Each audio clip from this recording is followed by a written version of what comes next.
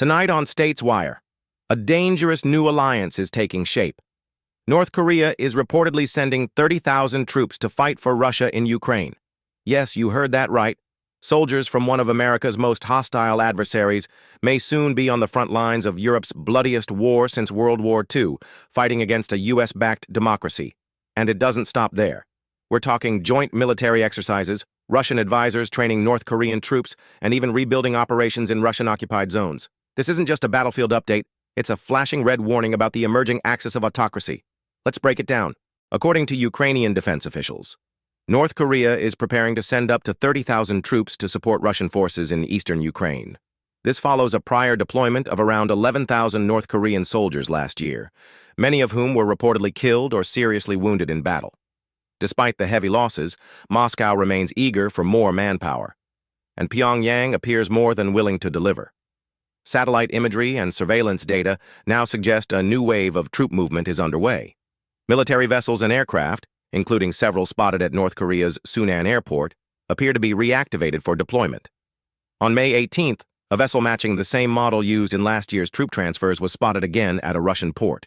Ukrainian intelligence believes air and rail routes across Siberia are being re-established to move North Korean troops toward the Kursk front line. But what's even more concerning, these troops aren't just on their way, they're already training. Footage released by Russian state media shows joint military drills with North Korean and Russian forces working side by side. They're practicing drone takedowns, urban combat tactics, and bunker operations. Russian instructors are reportedly guiding North Korean recruits, aged between 23 and 27, using translation sheets to help them integrate into Russian command units. This is not ad hoc deployment. Propaganda videos from the region reveal Korean meals being served, handmade posters, and even long-term bunker housing.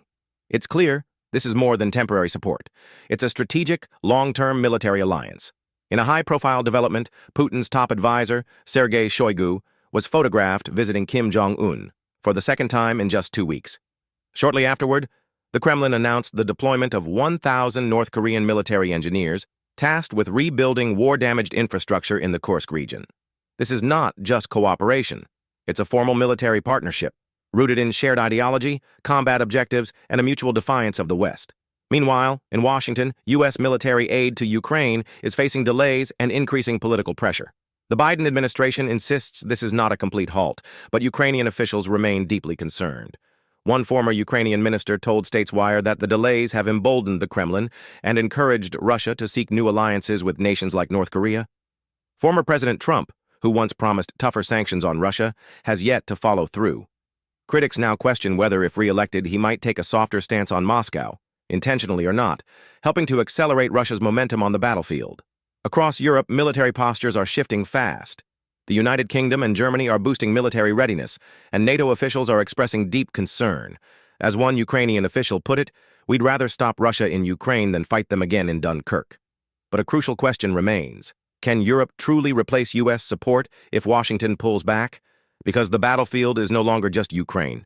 This is about global alignment, hardening alliances, and the potential for an East-West confrontation unlike anything we've seen since the Cold War. North Korea, Russia, Iran, China. They are watching, waiting, and working together while America debates its next move. Will we stand firm?